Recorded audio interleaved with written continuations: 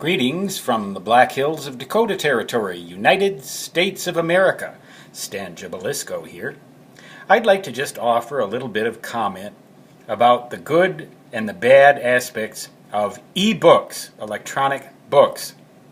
I'd like to outline a few goods and a few bads. And in order to do that, I have two tablet devices here. This one is a Kindle Fire, and this one is a Nook tablet. Now, I do not wish to exemplify or expound upon the attributes of one of these over the other. In other words, I don't want to recommend one over the other. I certainly don't want to disparage one and glorify the other at its expense. These devices each have their respective advantages. The Nook tablet has a very crisp display that seems to render some of my videos and web pages better than even my iPad does. The Kindle Fire, on the other hand, seems a little more rugged. The Nook tablet seems a little bit more, the display is a little more sensitive and a little more precise than the Kindle Fire, in my experience. But what I'm displaying here is e-books are really great for plain text, especially when you can link them. And of course, this is one of my favorite books, and one of my favorite parts is Proverbs. I just love the Proverbs. Things like this, some of these sayings are just so timeless.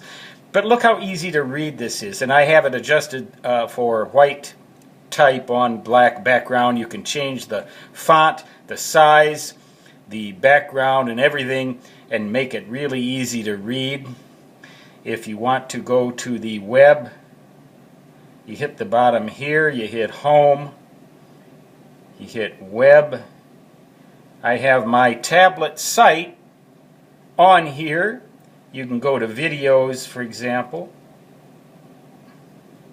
And there's my YouTube channel, which you are presumably right now watching. And this will display videos, and so will this one.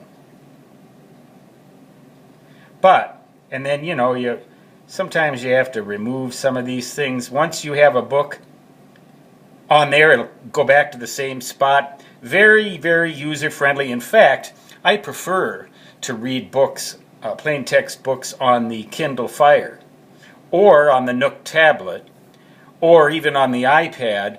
But the Nook tablet and the Kindle Fire are both very good because they're small and light. I have little binders for them, make them look like a little book. Very good, either one. Now, this one is my own book, Teach Yourself Electricity and Electronics, Chapter 5. Starts in Chapter 2, Electrical Units. So far, so good. I'm sorry about the flickering display. It just has to do with the synchronization between these two devices. I'm recording this on an iPad, and its camera syncs a little differently than the display on the... Remember that effect? It used to be quite common when you saw television pictures of television sets. It's kind of the same effect, same reason. Drawings come out pretty well. Everything seems to come out pretty well. For the most part, equations and things come out well. Some of the graphs are a little small, but these are very good quality reproductions here on the Nook tablet. So far, so good. All of the exponents and everything, and the unit designators, microamp, fine. But when we get to a table, here's one of the problems that I've found, and these little glitches are one of the reasons why I recommend paper books generally over e-books for technical material. Things like this happen. Now, Table 2-1, approximate resistivity at room temperature for solid copper wire as a function of the wire size. Okay, that's Table 2-1 in Teach Yourself Electricity and Electronics, 5th edition. Uh-oh. This table's just a column of numbers. What's up with that? You can't you can't read this table. And then it continues on with the text, and everything looks great. But the table is useless. Now, I've found other errors that have cropped up in books on the Kindle Fire. They're more subtle errors. Here's another table. Look at this. There's no way you're going to read this table. The rows and the columns all got messed up. The equations now look fine. But once in a while, some glitch will occur with those. I do not, as I said, I do not wish to disparage the Nook tablet in any way. This particular book, which is my book, and this particular device just happened to provide one of the reasons in very vivid form as to why I do not recommend ebooks yet for most highly technical material, because of glitches like that can still happen.